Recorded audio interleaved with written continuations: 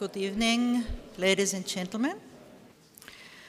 Dear Professor Sfendoni Mensou, dear Deputy Secretary General ISEP, dear Dr. Nagel Dotzekal, and a special guest also, dear Ioannis Mitsalis, Counselor of the Greek Embassy. Dear guests, dear ladies and gentlemen, my name is Ulrike Diebold and I'm the Vice President of the Austrian Academy of Sciences, and I warmly welcome you on behalf of the Austrian Academy of Sciences to the 18th Leibniz Lecture, which this year is under the patronage of the Austrian National Commission for UNESCO. I'm also delighted about the patronage of the Austrian Commission for UNESCO for this event. A quick word about today's lecture.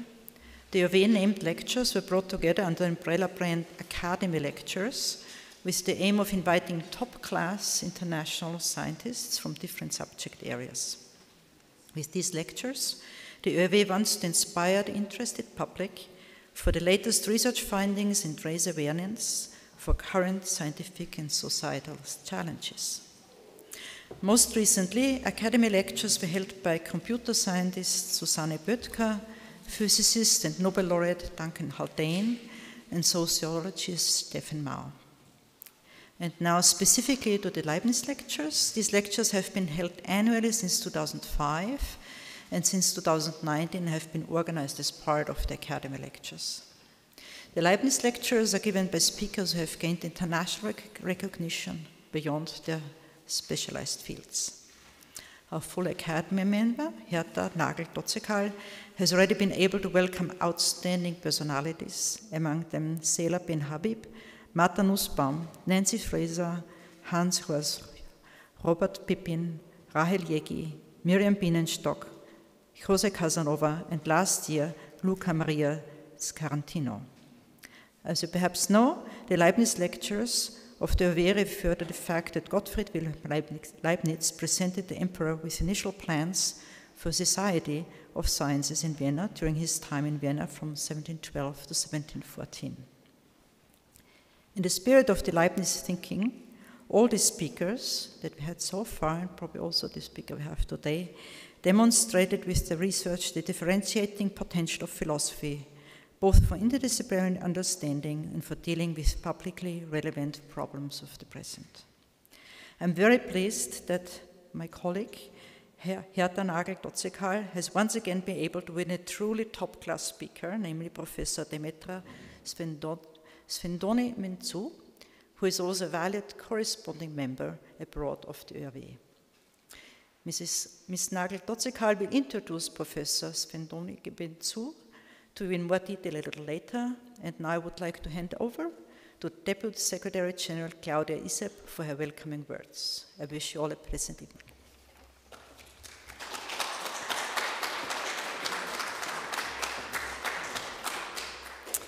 Yes, good evening, dear Professor Sfendoni Mensou, dear Vice President, dear Dr. Nagel-Dotzekal, ladies and gentlemen. On behalf of the Austrian Commission for UNESCO, it's my pleasure to very warmly welcome you all here tonight. It's a great honor for us to grant patronage for the Leibniz Lectures of the Austrian Academy. One aim of those Leibniz Lectures, namely dealing with publicly relevant issues of the present, very much resonates with UNESCO's goal to underline the potential of philosophy for each society and each individual. In this light, UNESCO is celebrating World Philosophy Day on the third Thursday of November each year, and that's exactly today. Philosophy is not only a most inspiring discipline, but also a practice that can stimulate dialogue within and beyond societies. By the recent confrontation of different opinions and thoughts, philosophy has great transformative potential. In a world filled with constant change, challenges, and crises, as we all know, philosophy can explore the fundamental questions and is thus more relevant than ever, I would say. World Philosophy Day serves as a reminder of the timeless quest for knowledge. Through the lens of philosophy, we can navigate the complexities of our existence, challenge our assumptions, and address major contemporary challenges by creating the intellectual conditions for change. I am thus very, very much looking forward to Professor Svendoni Mainzu's elaborations and wish us all an inspiring and insightful evening. Thank you very much.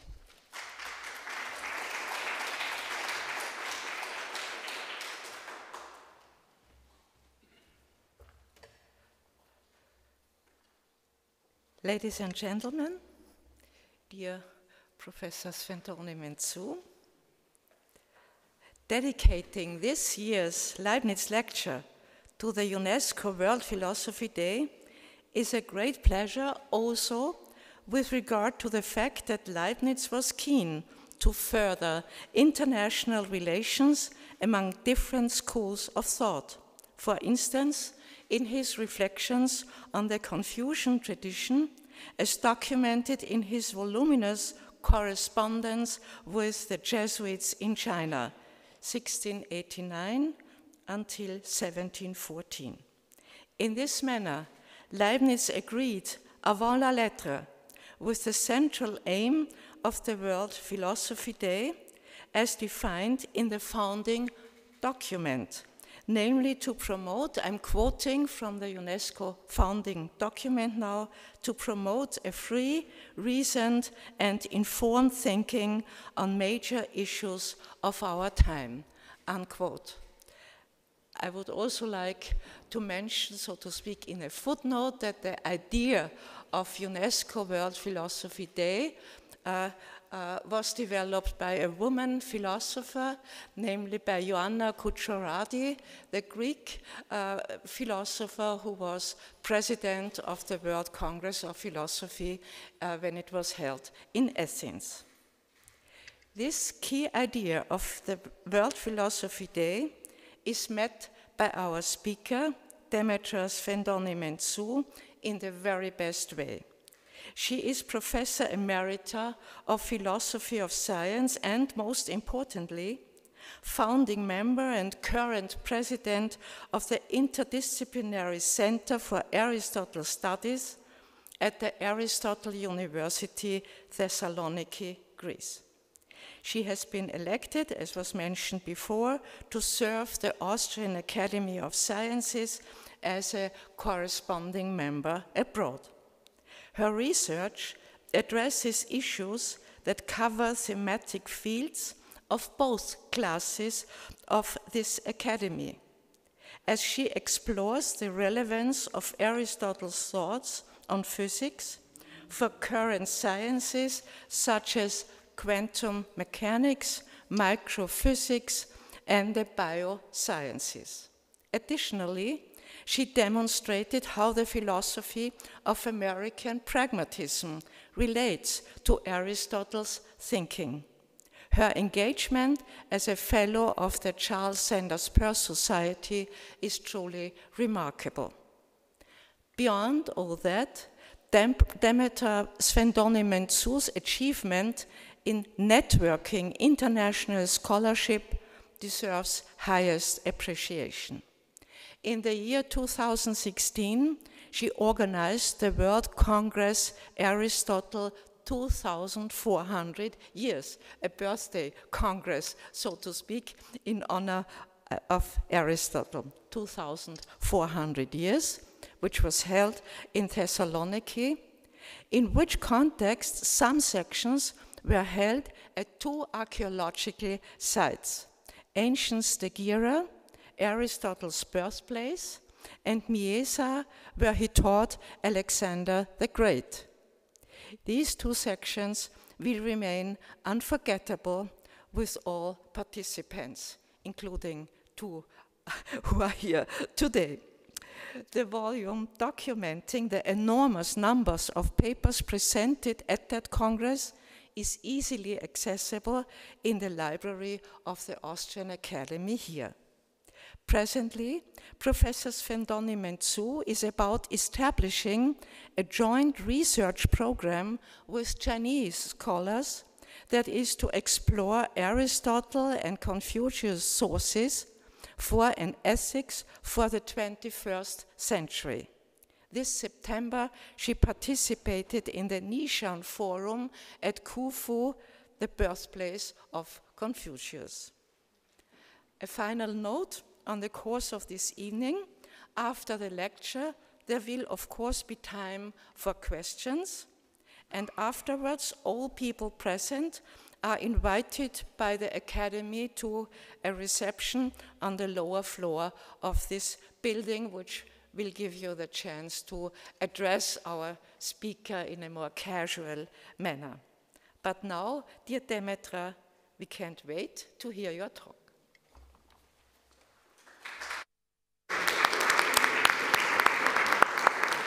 Thank you very much.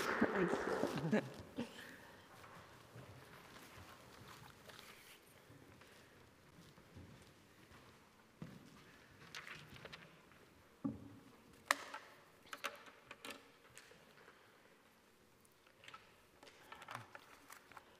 I would say Mrs. Vice President of the Austrian Academy, she is not here, but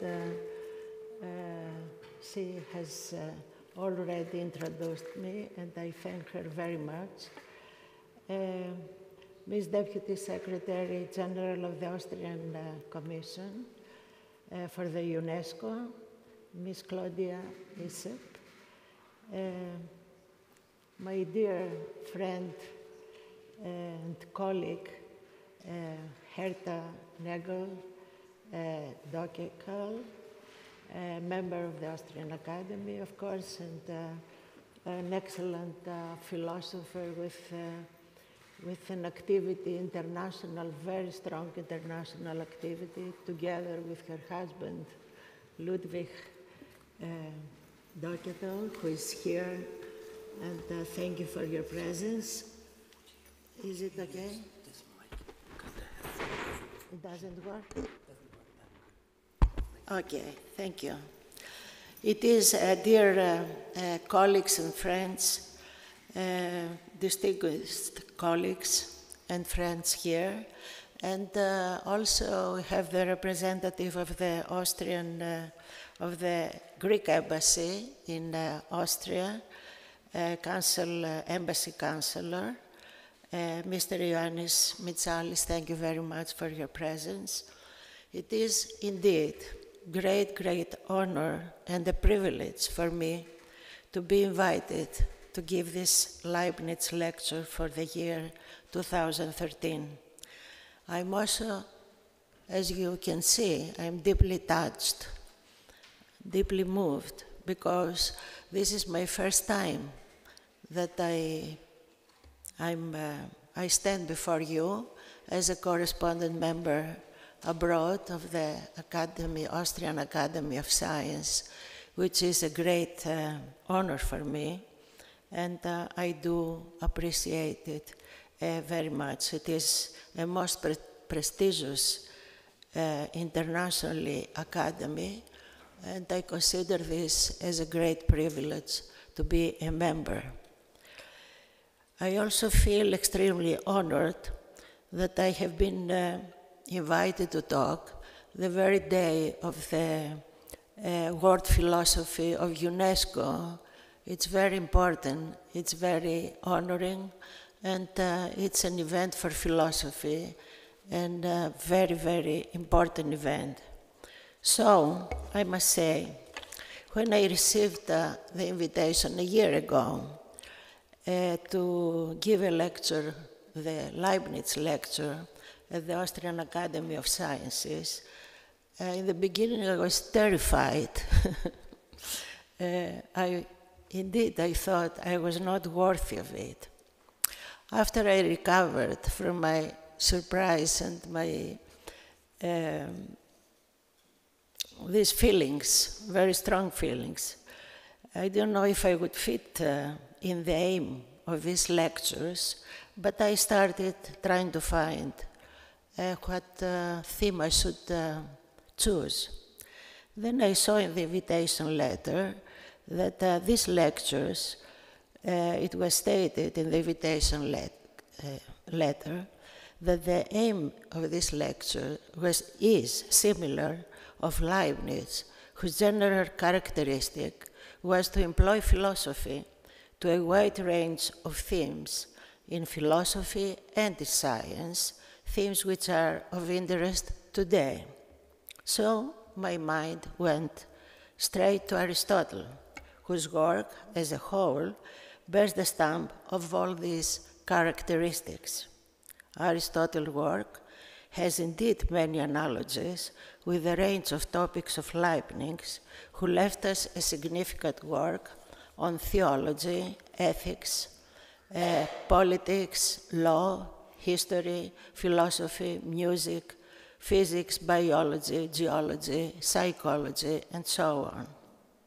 This is indeed an impressive parallel to Aristotle, who left us with important contributions to logic, metaphysics, moral and political philosophy, rhetoric, poetics, law, pedagogy, but also to scientific discipline such as physics, biology, marine biology, botany, taxonomy, psychology, meteorology, astronomy.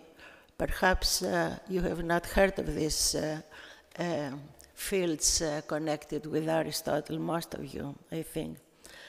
And these are only to mention, not all of them, but the most important, and those that as a whole form what we call Aristotle's philosophy of nature.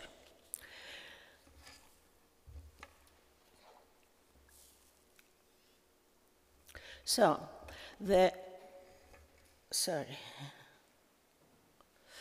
interesting thing is that although Aristotle's contribution to logic, metaphysics, moral political philosophy, poetics, rhetoric, law has a universal recognition through the centuries and continues to exercise an influence on our intellectual lives on a global scale, his philosophy of nature and physics, in particular in physics, has been considered as a sterile system and a failure.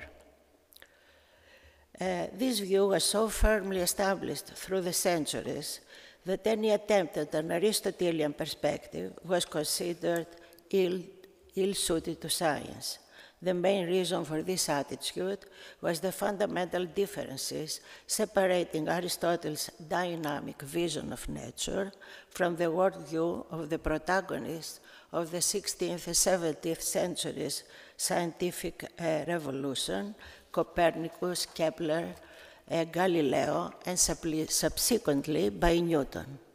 The predominance of Newtonian mechanics for at least 3 centuries left no space for the Aristotelian philosophy of nature.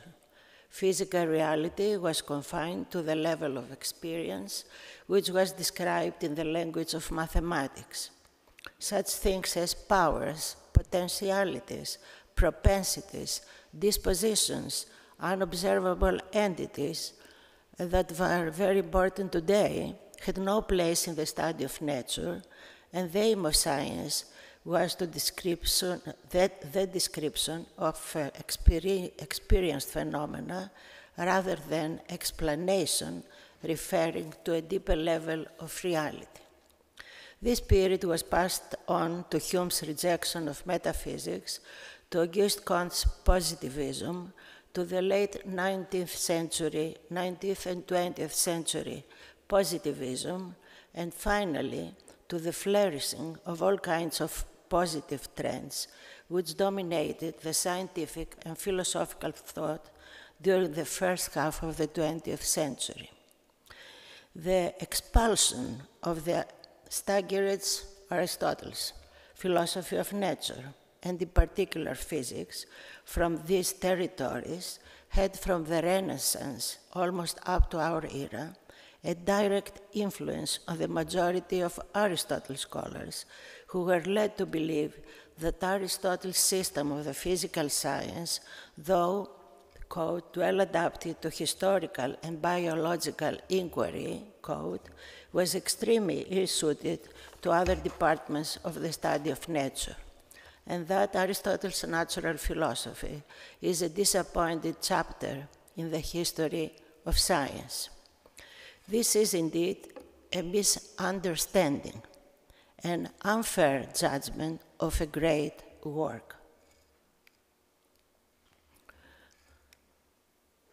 So, contrary to this traditional view, I will try to show that in light of the fascinating discoveries in numerous fields of science, which are leading to the emergence of a new worldview, a rereading of Aristotle's work will reveal that the Stagirite has built a dynamic model of nature, which is much closer than Newtonian physics to the image of the physical world as it is emerging today. Therefore, my suggestion, which includes a neo-Aristotelian perspective, is that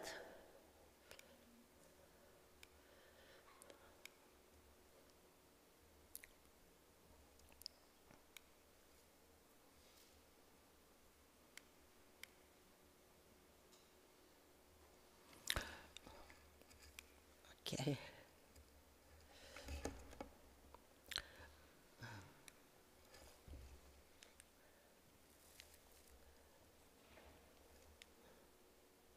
Sorry.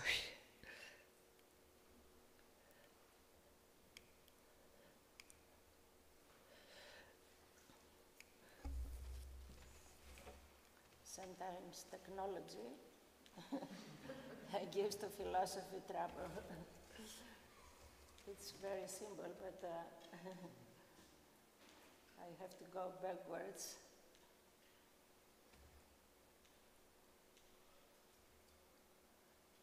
I think it's not working backwards. Let me say that I had a very pleasant surprise so before we came. Yes, but it doesn't go back. You want to go back? Back.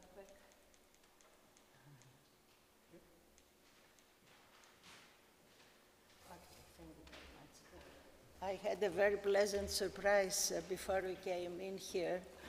We happened to meet the physicist who won the Nobel Prize this year. Herta, please say the name. And we had just it was a surprise for me and an honor to meet him just for a few minutes. And we talked about my theme and my idea that I'm trying to connect Aristotle with contemporary physics. I was expecting that he would say, oh, what nonsense is that you are talking, because there are so many physicists that would not accept my position and my reading of Aristotle. But I was very pleasantly surprised to see that he would agree with me. And he said, we need a new science of physics. And he said that he likes very much the idea of finality in Aristotle. And then I said, there is also potentiality, which is very important today in physics. And he said, yes, Heisenberg also referred to Aristotle's potentia. So he made me very happy before I came in this room, and I just wish that he could come to listen to my talk. But, well, I hope that there will be some of you that will agree with me. Aristotle's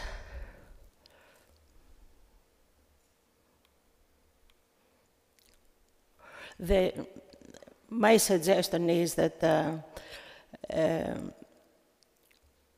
insights gained from Aristotle's work are increasingly relevant to contemporary science.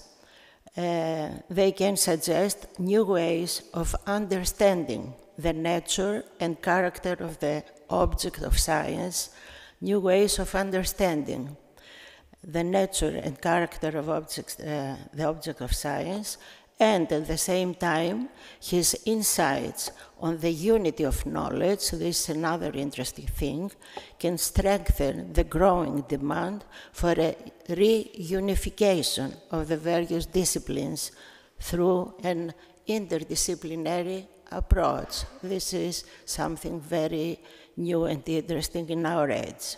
This is an idea that started growing in my mind when back in the 70s, a long time ago, I came across the work of Charles Sanders Peirce, the American philosopher, the founder of pragmatism. I then discovered how profoundly influenced Peirce was by Aristotle in Peirce's pioneering criticism and opposition to Newtonian physics at the end of the 19th century, and the static model of physical reality. Peirce expressed his admiration for Epicurus and Aristotle for their opposition to Democritus' atomism and the static model, the atomic static model of nature. There is a similarity between the models of atomism, the Democritus atomism, and Newtonian atomism. This was the trigger that made me start rereading Aristotle in a completely different way than the one I had been taught, and perhaps most of you have been taught this reading of Aristotle. At the same time, my research on Peirce's Stoicism and his dynamic model of physical reality led me to the idea of indeterminacy that was introduced some years ago, some years after Peirce's death in quantum mechanics by Werner Heisenberg. This opened in front of my eyes the miraculous strange world of matter at the subatomic level, a world that could not fit in the framework of Newtonian mechanics. This new knowledge had a decisive influence on my understanding of the dynamic character of nature. During my studies in Oxford, the newly published book on causal powers, this was in the 70s by Rom Haré and Maiden, served as a source of inspiration in my attempt to connect Aristotle with contemporary scientific thought. This anti-Humean theory of causal powers, combined with Charles Peirce's high esteem for Aristotle's dynamic vision of nature, had a decisive impact on my understanding of Aristotle's reference to contemporary science. So, in my exploration of Aristotle's philosophy of nature, I decided to follow a path that was not taken by the majority of scientists and Aristotle scholars. A path, however, that looked to me, and hopefully may look to you, more attractive. I thus invite you to follow me in this exploration of Aristotle's philosophy of nature, or I would say science of nature, not only through his treatise Physics, Periphyseos, but rather through an interdisciplinary approach combining philosophy, ontology, physics, biology, and psychology in an attempt to evaluate Aristotle's insights in light of what is happening today.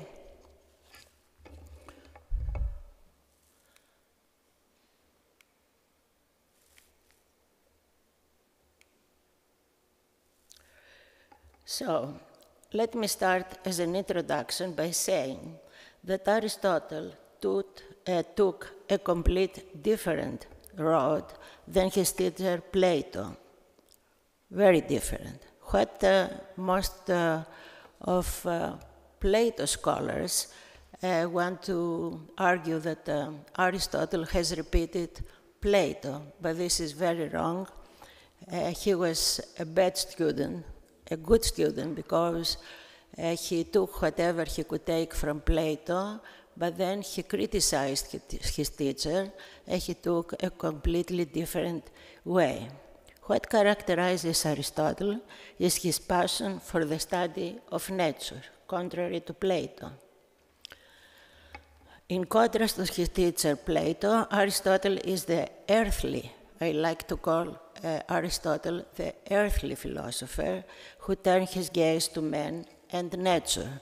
And this is the most famous and characteristic painting of Raphael in the Vatican, where the whole picture painting is the School of Athens. And you have Plato showing upwards to the world of the ideas, and Aristotle showing down to earth. This is, sometimes we say, one picture is 1,000 of words. This is very well presented by Raphael, the great difference between Plato's and Aristotle's approach. So,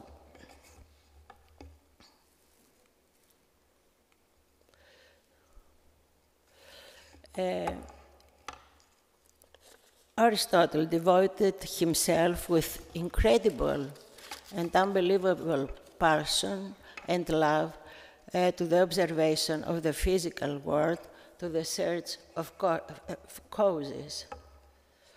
The incredible wealth of his observations in all areas of philosophy of nature and the number kind of research conducted during his stay in Assos, in Asia Minor, in Lesbos, and in Macedonia in the period 347 to 335 reveal that Aristotle was a great observer of nature. In his biological treatises, Aristotle shows an amazing passion for the observation of animals without code, without omitting any member of the kingdom, however dishonorable, as Aristotle himself says to his students. All this knowledge of all aspects of the physical world contributed to his understanding that the most important characteristic of nature is kinesis, movement.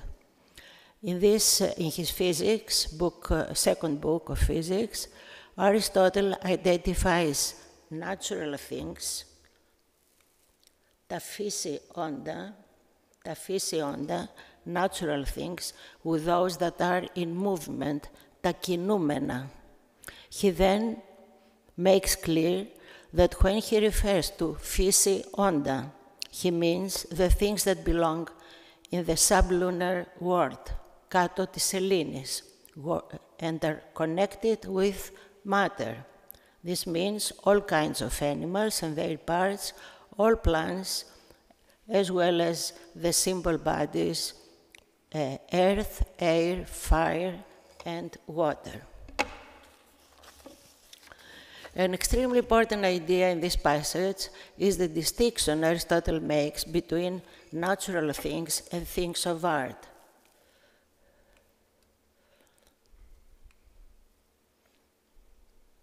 The natural things have inside themselves, this is the important idea, inside themselves a principle, which means a source of movement and rest. Τα μεν φυσιόντα πάντα φαίνεται έχοντα εν ευτής αρχήν κινήσεως και στάσεως. So Aristotle tells us, if we wish to study nature, the first thing we have to do is to find out what kinesis, movement, is. This is a very important idea. Επί δε η φύσης μεν εστί αρχή κινήσεως και μεταβολής. I don't have the Erasmian pronunciation. It is the modern Greek pronunciation. So for those of you that have studied the Erasmian pronunciation, it's different, but well, I have to read it as we read it today. Επί δε η φύσης μεν εστί αρχή κινήσεως και μεταβολής, η δε μέθοδος ημίν περί φύσης εστί, δι μη λανθάνειν, τι έστι κίνησης, αναγκαίων γάρα αγνωμένης αυτής, αγνοήστε και την φύση. Since nature is a principle of movement, κίνησης and change, and it is nature that we are studying, we must understand what movement is. For if we do not know this, neither do we know what nature is. Here we have the basis of the dynamic model of nature. Things are not static in nature, but there is a continuous movement. However, it is important to keep in mind that kinesis for Aristotle is not only locomotion, movement from one place to the other. The type of motion that is central in the idea of Democritus' atomism, but also of Newtonian physics and Newtonian atomism. Aristotle's theory of kinesis, movement, is unique in the history of philosophy and of science because it also includes alteration, alliosis, which means qualitative change. As for example, when something, as they say, the green apple turns into red. This is a movement for Aristotle, this qualitative change. Αύξησης ευθύσης, quantitative change, and the most important of all, the most substantial of all, is γένεσης και φθορά, genesis and generation and decay. And this goes in hand with his two ontological categories that constitute the main pillars of his physics and also of his entire work. Matter and form, ύλη και μορφή, and δύναμης και ενέργεια, ενδυνάμει, and ενεργεία, on. So, in simple terms, Aristotle's image of nature is the following. The sublunar sensible world which surrounds us is composed of atomic substances which consist of ύλη και μορφή, matter and form. I'll talk about this form. The word is eidos, and matter and form. It's not every object of our experience, which means people, animals, birds, this chair, this table, everything is the product of the composition of matter and form, or eidos. I'll talk about it in a few minutes. What we can see and touch and feel and observe, the sensible world, the world of our everyday experience, the world of spatio-temporal determinations, is the actual world. Beyond and behind this, there is a potential world, ενδυνάμει, which has not passed into existence, into actuality yet, but closes within itself the possibility for realization. These are the very basic ontological categories and ideas that that hold in every part of Aristotle's work. A dynamic model of physical reality is thus created, where a continuous transition from potential to actual being takes place. If we take into consideration all the above, we will be able to understand that the most important aspect of kinesis, movement, change for Aristotle is that of physical process. This is very important, an idea that has come quite recently in physics and in philosophy, in the understanding of nature, the idea of process. Things are not static. The physical world is not a static whole, but there are always processes taking place, growth and development. Φανερόν, says Aristotle, ότι ουκ έστιν άνευ κινήσει. And then he adds one more factor in the way he understands the physical words. He adds the factor of time. Φανερών ότι ουκ εστιν άνευ κινήσεως και μεταβολής χρόνος. It is obvious that there is no time without movement and change. This comes as a reaction, as you understand, to the static worldview of the philosophers of South Italy, Parmenides and Zeno, as well as of Democritus from Stagira, who rejected the idea of real movement, change, becoming, and time. Aristotle saw that the basis of this rejection lies the rejection of the idea of the real continuum, another important idea of Aristotle, the connection of movement with the idea of continuum, another the idea through the centuries that has been with which the philosophers and the statesmen are dealing with. For the atomists and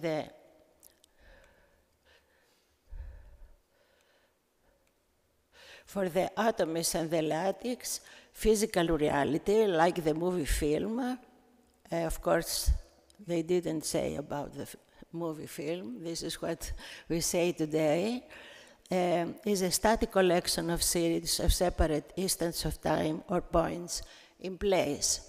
Of course, those that are young, were born 2 or 3 decades ago, will not understand what I'm talking about, because we have now the electronic, the mobiles and all the videos and YouTube, all this, that they don't work as the film, the classical movie film that worked some decades ago, that it was taken separate pictures, which when used in motion, they could give us the feeling of motion. But if you see the film, the classical film, the old classic film, it is separate pictures that are united in order to give you the impression of motion. This is exactly the idea on which Zeno built his paradoxes, the most famous of which are Achilles and the tortoise, and the arrow. Some of you might be familiar with these paradoxes. Representation of the paradox of Achilles and the tortoise. It's very well known. And the arrow, the paradox of the arrow that never moves, that for Zeno, that stays, there is no movement. It stays in place because its time, it occupies on particular part of space. Aristotle, therefore, understood that in order to provide a solution to the problem created by the static model of the atomist, the idea of real continuity in nature should be defended. And Leibniz was very famous for his support of the idea of continuity in opposition to the atomic theory. The idea of real continuity in nature should be defended as an element both of the natural processes and of time. At this point, it is interesting to follow very briefly the analysis of continuity. Aristotle's first move is to show that the idea of continuity involves the idea of infinite divisibility. This leads Aristotle to his brilliant conception of potential infinite.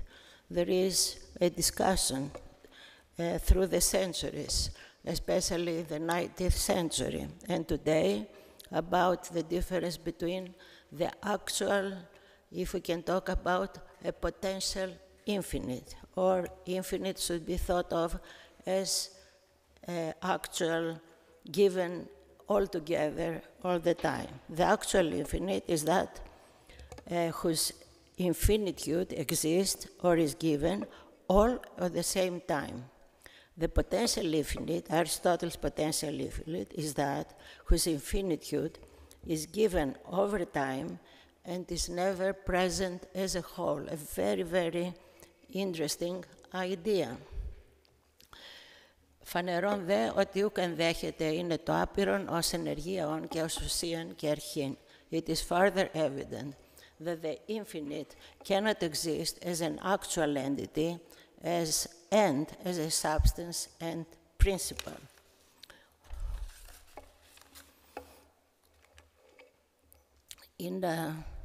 In physics, in the second book of physics, Aristotle gives a definition of the infinite, which expresses in a most interesting and unique way its dynamic character, the dynamic character of the infinite. Ugar, what is the infinite? For the infinite is not that which has nothing outside it, it's something to think about, it's very interesting, but that which has always something outside. This gives a dynamical character because the infinite never stops becoming infinite. You cannot stop it. This connection of the idea of potential infinite within time provides the basis for our understanding of time as a real physical process. This is again very important. In other words, as an irreversible process which has a direction in time. Τούτο γάρ εστίν ο χρόνος, αριθμός κινήσεως κατά το πρώτερον και ύστερον. For this is time, the counting of motion with respect to before and after. So, in Aristotle's physics, we have the first definition of the famous era of time of Ilya Prigozhin, the Nobel Prize winner, Ilya Prigozhin, who brought it into focus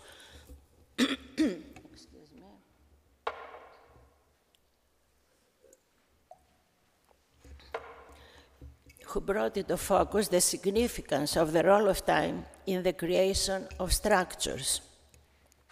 For structures far from equilibrium, and the important thing, the irreversible flow of time in the laws of physics. As Prigozhin showed, highly unstable dynamic systems establish the era of time, which means the movement of time towards one direction and the distinction between past and future. And I'm sure that many of you will think, aren't we all familiar in our everyday experience with the irreversibility of time as things change, as we get older, as our hair get white? Of course, women have found a way not to show this. But when you smoke, you see that the cigarette becomes less and less and less, and you cannot have the cigarette again become the size it was, or you cannot have yourself become young. This is the direction of time, and this is the experience that we have, our everyday experience. So one might say, well, Aristotle or Prigozhin didn't tell us anything that we didn't know. However, this idea, the idea of the irreversibility, directionality of time, has been included from the laws of physics during the 3 and a little more now, last 3 centuries.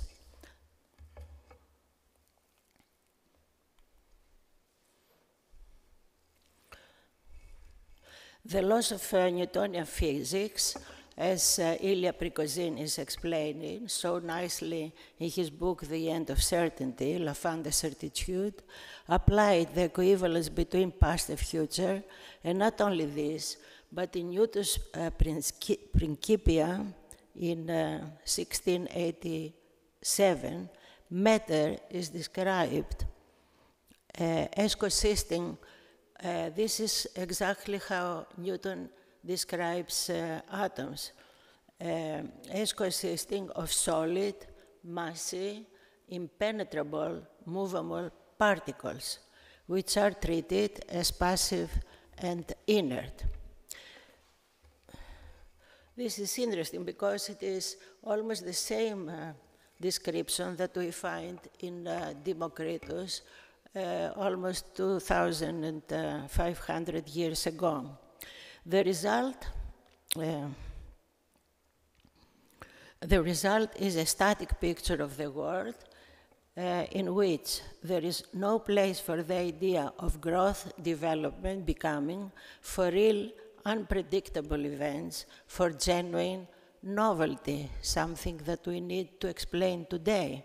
How explain novelty? Things do not work in nature like a machine who is reproducing exactly the same things. There is evolution, there is novelty, and we have to explain this. In such a word, as Prigozhin has so nicely described, we can say, a word of Newtonian mechanics, we can say that the book of the history of the universe is already written. There is nothing new you can find in it. By contrast, Prigozhin, just as Aristotle did 24 centuries ago, has seen the weaknesses of the mechanistic atomic model and tried to build a dynamic model of nature with a temporal structure. Thus, both thinkers conceive time as a real factor in the world, intimately related to change and becoming. This is the main idea they had in mind, both Aristotle and Prigozhin in the 20th century. As I have already mentioned, what characterizes Aristotle's natural things, ta physi onda, is an internal motion, which is interwoven with time. Nature itself, for Aristotle, is a principle, a source of motion in things.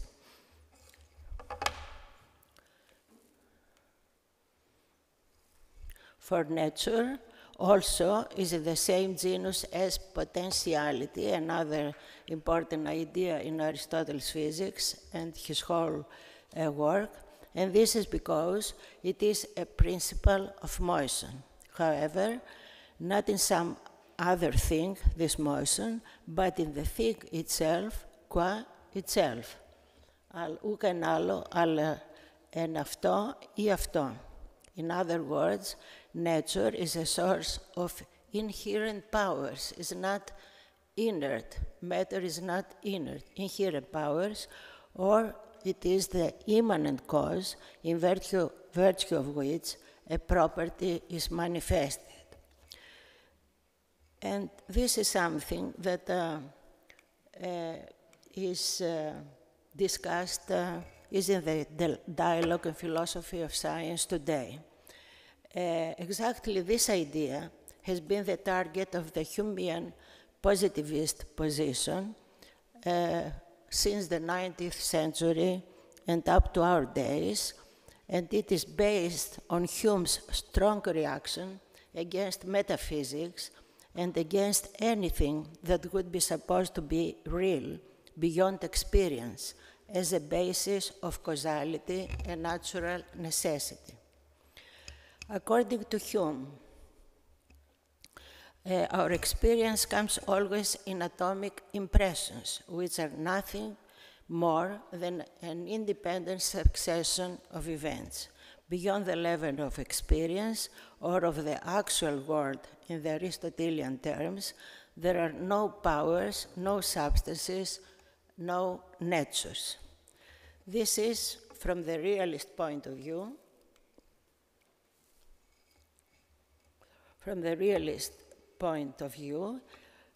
cannot provide an explanation of real connections of things and laws of nature convincingly. Here again we have a very important issue that is discussed today, what is a law of nature?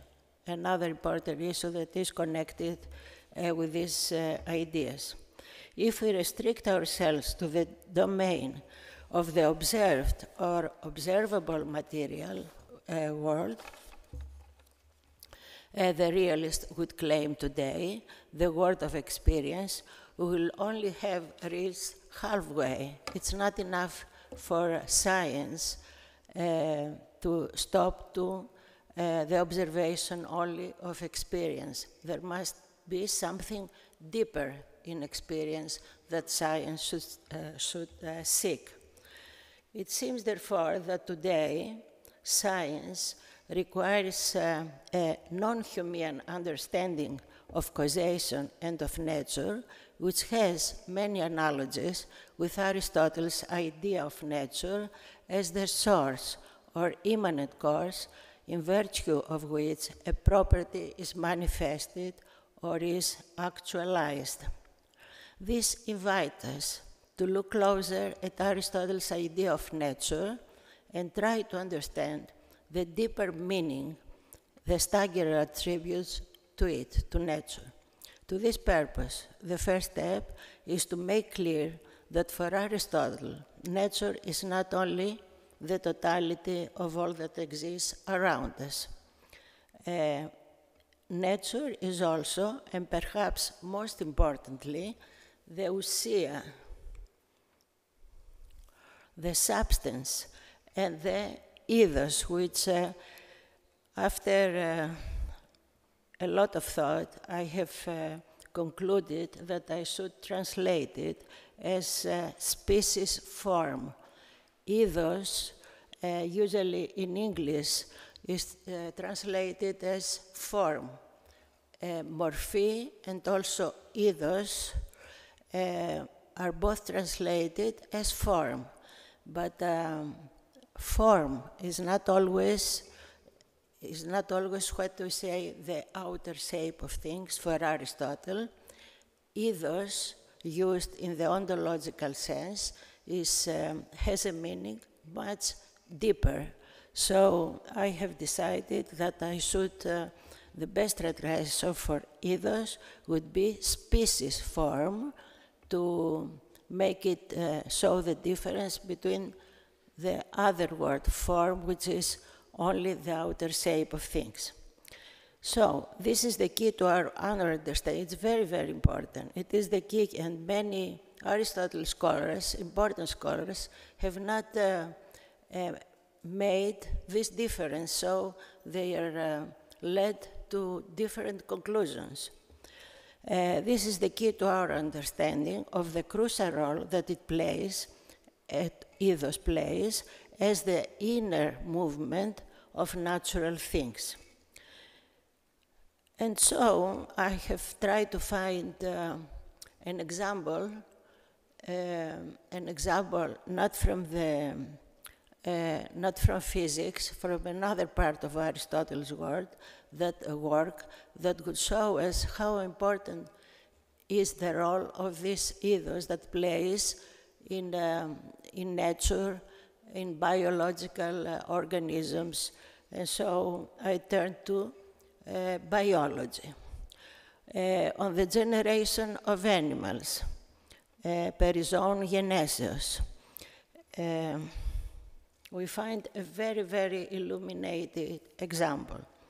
In this brilliant treatise, which together with the rest of his biological works, which are the history of animals, Historia Animalium, De Partibus Animalium, Parts of Animals, De Motu Animalium, on the movement of animals, all together they form a science of biology, Aristotle's science of biology. So Aristotle gives remarkable descriptions of terrestrial and marine animals in all these treatises, their parts and organs. Many people the majority of people that have studied the basic of Aristotle's philosophy have no idea of how much amazing work he has done in observing and describing the physical world. And we have an extremely rich work on the study of all kinds of nature and biological organisms by Aristotle. So, Aristotle, there are remarkable descriptions of terrestrial and marine animals, and there is an excellent documentary by the biologist Armand Leroy. He still is, of course, at the University of Cambridge now. I think he's in London, who visited Lesbos and found the place where Aristotle made his observations of the marine animals.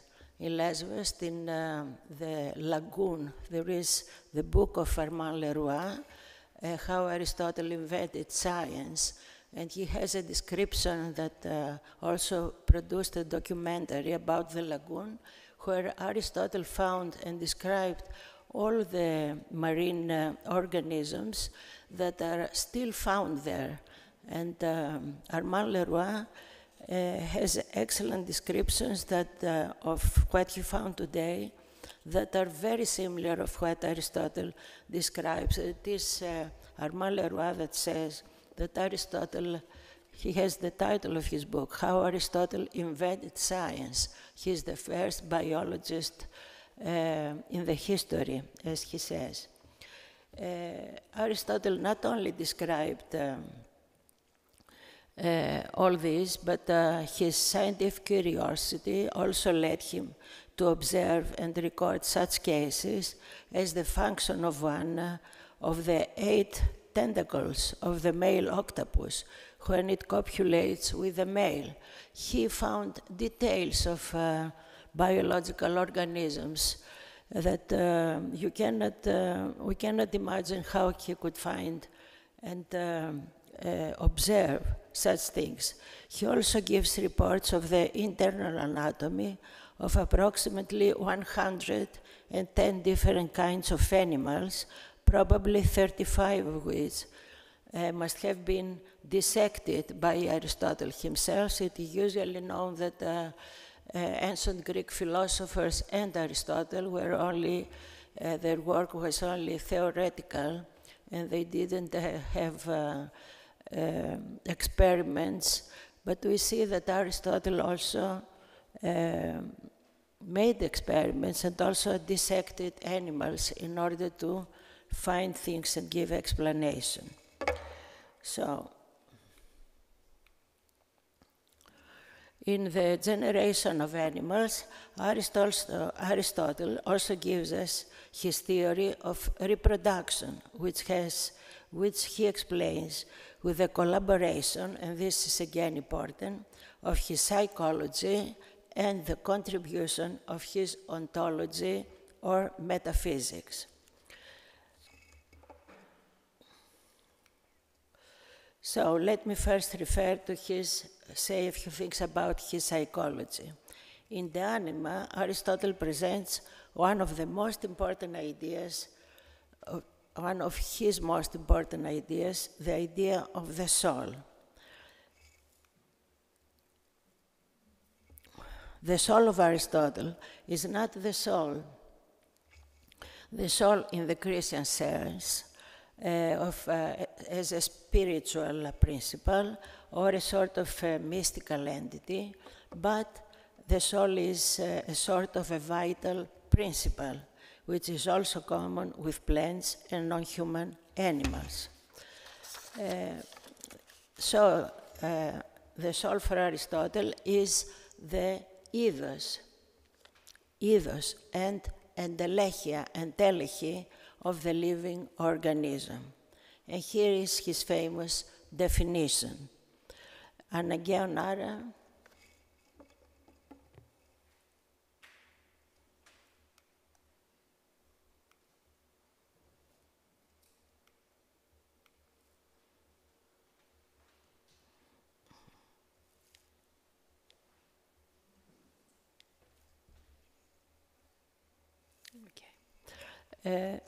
His third definition, I will just read it. Αναγκαίον άρα την ψυχήν ουσίαν είναι, ως είδος σώματος φυσικού, δυνάμει ζωή έχοντας, η δε ουσία εντελέχεια, του του άρα σώματος εντελέχεια.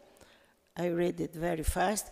Hence the soul must be a substance in the sense of the species form of the natural body having life potentially in it.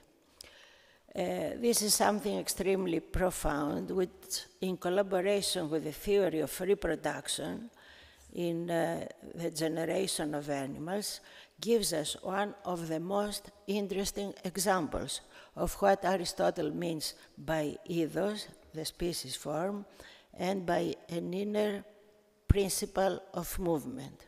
In explaining the procedure by which reproduction takes place and the fetus is created, Aristotle refers to the contribution of the two factors. What the male contributes to generation is the species form and the principle of movement, while the female contributes the body and the matter. Of course, this is wrong in many respects. And it is not, of course, the only mistake that Aristotle has made. We say all the good words about Aristotle, but of course, he made many mistakes, and of course, he couldn't explain things that are explained after 2,500 years, after 2 millennia and more. However, at the same time, it is a brilliant and illuminated attempt to explain what now belongs to the science of genetics. And here comes the most interesting part. Aristotle explains in more detail that the sperm plays the role both of the efficient and, more importantly, of the final cause. This is how he describes it in a metaphorical term, in metaphorical terms. For whenever the young animal has been separated from both parents, it must be able to manage itself like a son who has set up a house away from his father, metaphorically. Hence, it must have a first principle from which comes the ordering of the body at a later stage also. Let's think of this idea of the son that leaves the parent house and starts building a new family, a new life. So, the soul, eidos, of the male parent, according to Aristotle, through the movements that it imparts to the material that comes from the female, generates the embryo's soul, which is evidently of the same species as his parents, but is an individual soul distinct from the latter. So, the genesis of the various generations of the various parts of the embryo is described by Aristotle as a series of successive actions which automatically follow each other according to a kind of program contained in the sperm of the male as the species form, as eidos. So it is quite surprising here that I could find the analog of Aristotle's species form in the DNA of biological organisms.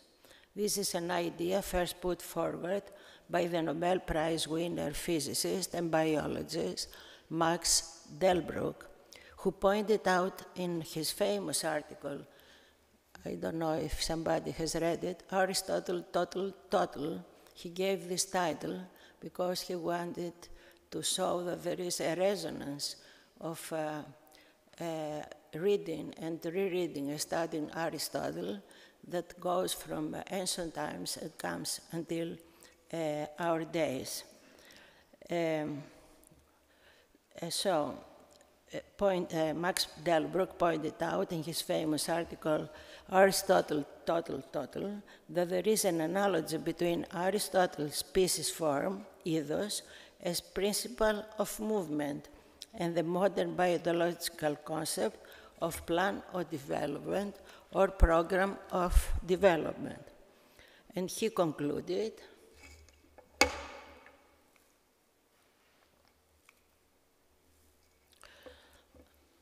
very interestingly, that if it were possible to give a Nobel Prize posthumously, we ought to give it to Aristotle for having discovered the implicit principle of DNA. The implicit principle, he doesn't say he discovered the DNA, but the implicit principle in DNA, which means in the acid contained in the nucleus of the cells of every living being. This principle is just the ethos, species form, which acts as a program. There is an analogy between what the ethos in Aristotle does with the program in genetics, or a plan of development guiding the embryo from its conception up to the complete development of the nature of the individual, plant, or animal. This is for the contribution of biology in our understanding of the role of the form, species form, or ethos. And I'm sure I have, perhaps you are tired, but I will finish with the conception of πρώτη ύλη, materia prima, prime matter in Aristotle, which I think can contribute to the whole picture if we are trying to give a whole picture of the dynamic model of physical reality in Aristotle. I think it contributes substantially. So let me begin by saying that Aristotle makes a distinction between two levels of matter, the level of materia ύλη δευτέρα, materia secunda, and prime matter, πρώτη ύλη, materia prima of the scholastics. The level of materia secunda is the level of our everyday experience of actual, concrete, sensible, individual substances, all these things, including ourselves that are in our everyday experience. Beneath this level, however, there is a second and most important one. We have prime matter, which is characterized, πρώτη ύλη, as το πρώτον υποκείμενον. Το πρώτον υποκείμενον, the primary substratum of all chains underneath. Here I give you the three most discussed definitions of Aristotle's prime matter. They are very, very interesting, and they have caused a lot of debate and discussion through the centuries.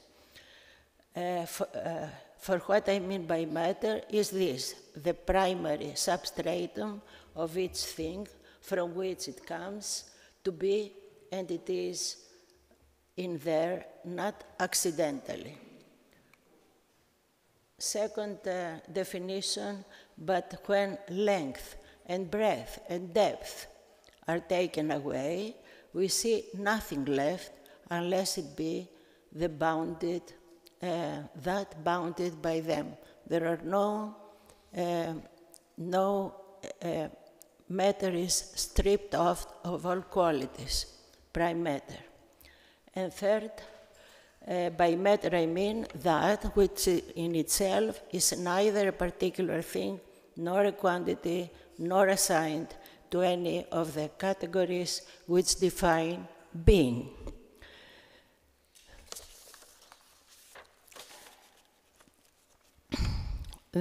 All this most puzzling way that Aristotle has chosen to define πρώτη ύλη has called long discussions through the centuries.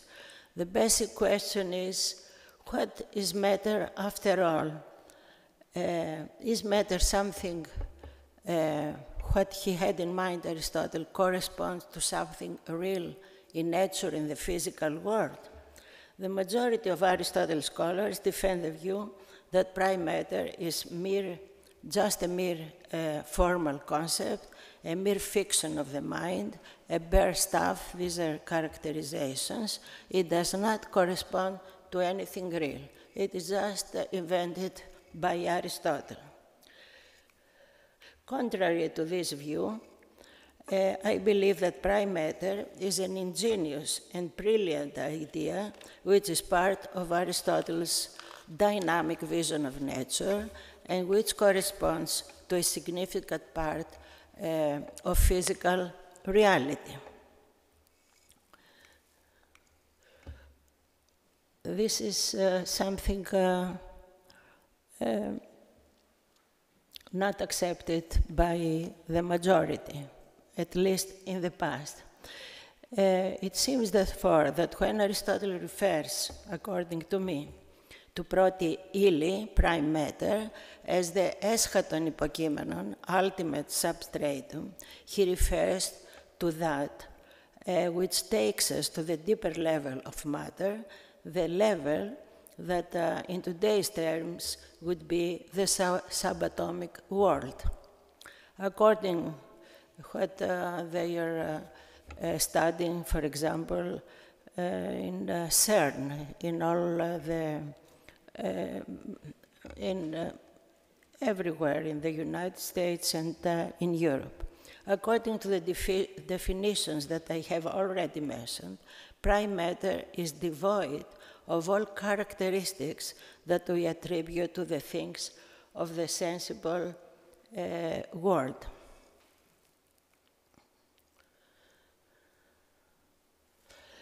In De Kello, περί ουρανού, he also adds that prime matter itself cannot be perceived by the senses and is completely formless, amorphon.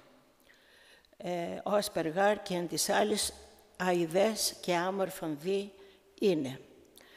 And in metaphysics, Aristotle claims that prime matter has only a potential being. Η εσχάτη ύλη και η μορφή ταυτό και εν. The ultimate matter and the form are one and the same. The one is potentially and the other actually.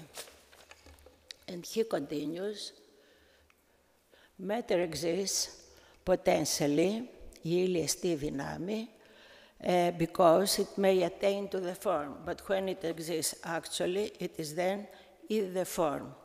Τότε εν το ίδι εστίν. This is certainly a conception of the constitution of matter, which is not similar to Newtonian mechanics, to Newtonian atomic theory. It has, however, as I believe, many analogies, at least conceptual analogies, to contemporary physics.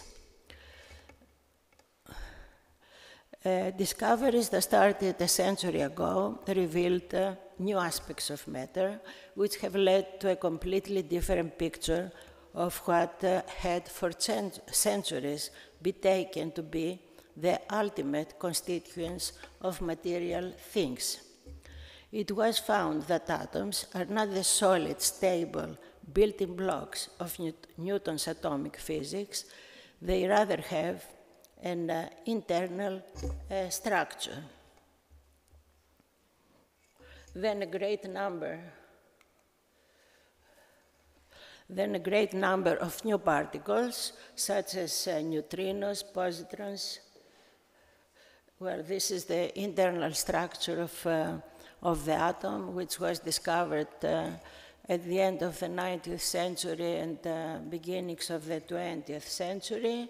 The beginning the atom was rigid without any structure inside. Then it was found that we have the nucleus and the electron or electrons moving around the nucleus, and this was the first step, very, very important step to show that there is something inside the atom, and of course then a whole strange world, the subatomic world, was discovered. A great number of new particles, such as neutrinos, positrons, pions, and their antiparticles began to make their appearance. In the 50s, 1950 and after, when huge accelerators were built and bubble chambers for detecting particles were devised, this is the beginning of all that followed, the number of newly discovered particles increased dramatically.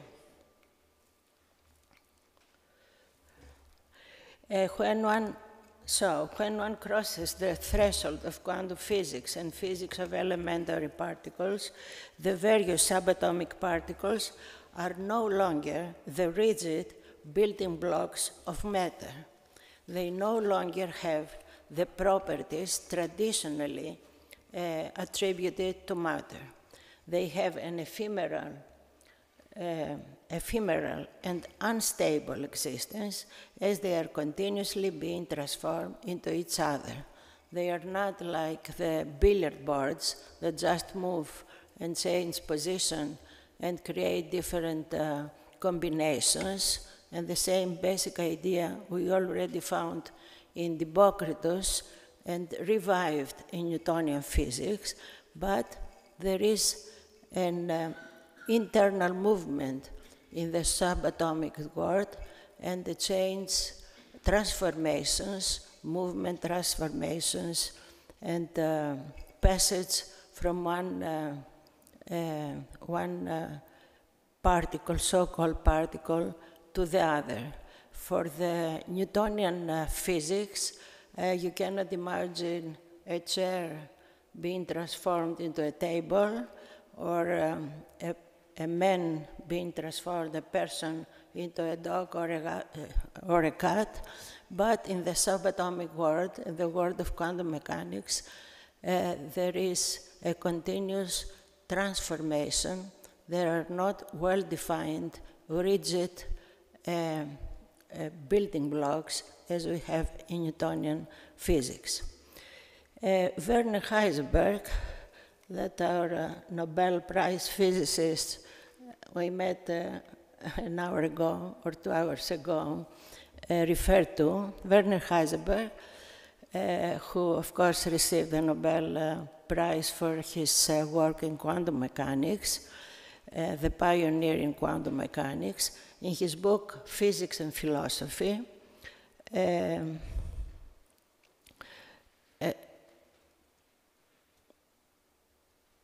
gives us a beautiful description of the way he understood the new picture of the elementary so-called particle that has emerged in the quantum world.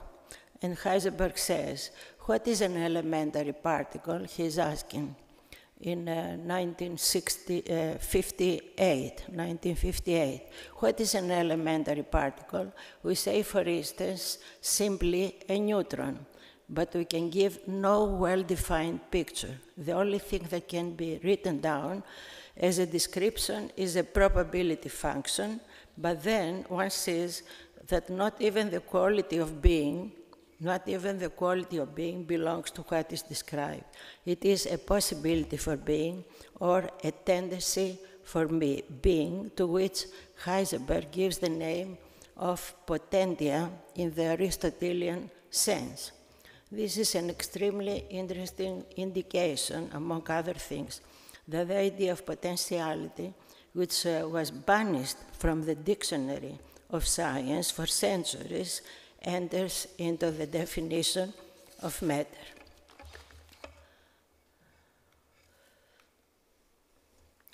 So, please notice this. The fact that the term particle is still used by the physicists, does not imply that matter consists of well-defined particles having actual, stable existence in the classical sense. Instead, as all kinds of transformations of particles into each other take place in the subatomic world, we can say that there is a continuous interplay between potentiality and actuality. All these phenomena take the form of an inner motion, which includes all transformations of matter, as David Bohm, one of the most significant theoretical physicists of the 20th century, has pointed out in his book Causality and Chance in Modern Physics.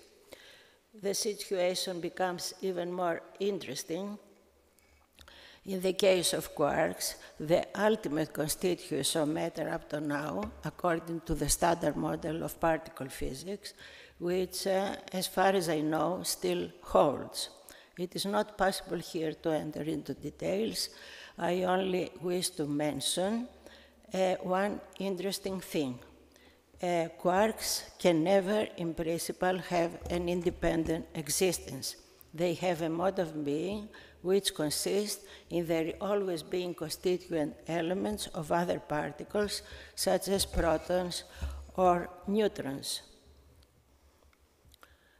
And we could say that they pass to actuality in the form of a proton or neutron in an analogous way that prime matter passes to actuality when it takes a form. Let us recall Aristotle, matter exists potentially because it may attain to the form, but when it exists actually, it is then in the form. Therefore, what I propose is this. A rereading of Aristotle's philosophy of nature and his insightful conception of proti-ylli in light of the impressive results of experimental research in quantum mechanics and physics of elementary particles is one more brilliant idea that can give new life to Aristotle's dynamic vision of nature and may also suggest new ways of understanding contemporary science. At the same time, and this would be my last thought about and suggestion about Aristotle's work as a whole. At the same time, a broader look at Aristotle's work as a whole can show that it is an example par excellence of the unity of knowledge, which can also provide the theoretical basis for the idea of interdisciplinarity in science and of a holistic approach of knowledge. Let me explain what I mean.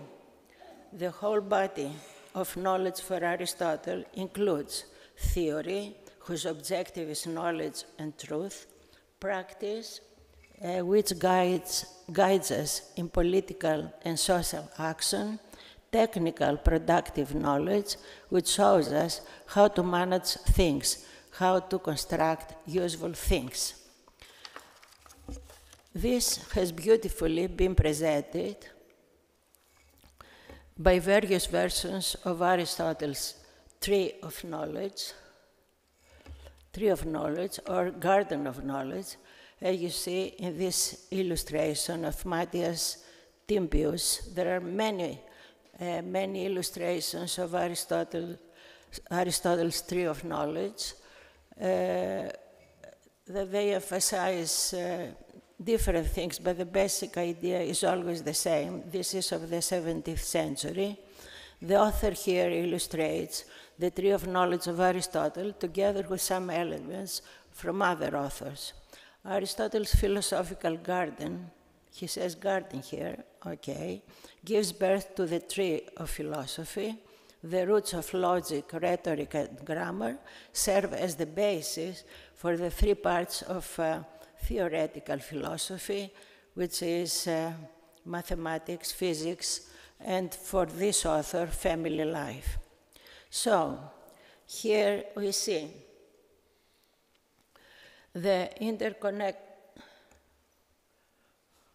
interconnection of the various parts of knowledge, which in Aristotle's work include, as I have already mentioned, all basic fields of philosophy and an impressive number of scientific disciplines. I read very fast: logic, metaphysics, moral and political philosophy, arts, poetry, dance, theater, rhetoric, law, pedagogy, but also physics, biology, marine biology, zoology, embryology, teratology, developmental biology, botany, taxonomy, psychology, medicine, agriculture, mathematics, chemistry, meteorology, astronomy, geology, mechanics. If you happen to, as I've heard the book, I'm at the end. So all this was indeed the work of one mind. And the most amazing thing is that apart from the incredible wealth of his observations of all areas of nature, Aristotle organized the complex material of the totality of the physical world with his 10 categories, with the taxonomy, which led him to the Scala Naturae and helped him to put order and master the complexity of the world. He extended these tools by introducing such concepts as substance, potentiality, actuality, time, space, and so forth. All this I believe. So in practice, the interconnectedness of all parts of knowledge, and also show the way to a holistic and interdisciplinary approach to knowledge. Aristotle has shown that knowledge in general, and scientific knowledge in particular, cannot be cut into pieces, that the real scientist must have an overall understanding of the totality of knowledge, and that the whole is something more than the sum of its parts. He thus created the necessary bridges among the various disciplines of science and pieces of knowledge. Therefore, the lesson to be learned from a thorough study of Aristotle's work is that we should treat all the branches of science today, such as physics, mathematics, astronomy, cosmology, etc., as parts of a whole. And not only this, but he has also shown that this interconnection of the various parts of knowledge, seen from a broader perspective, will also include, besides the so-called hard sciences, some other fundamental areas of knowledge, such as moral and political theory, theoretical, environmental physics, pedagogy, and so on. And I finish with this. As we celebrate the World Day of Philosophy, we must say that in our days, more than ever, the integration of the above areas is of critical importance. All kinds of great challenges, climate change, environmental threats, pandemic, financial crisis, inequality of wealth, social inequalities of every kind, technological upheavals, brutalities of wars, threaten our pursuit for well-being. We need, therefore, to give proper value and recognition to our philosophical heritage. We need to explore how we can build a new moral, socio-political, economic, and scientific model for the 21st century, one that addresses global challenges and would be drawing for many essential issues on the insights of Aristotle. I wish you an insightful, fruitful, and constructive, fruitful in constructive thoughts and peaceful world philosophy day. Thank you very, very much for your patience.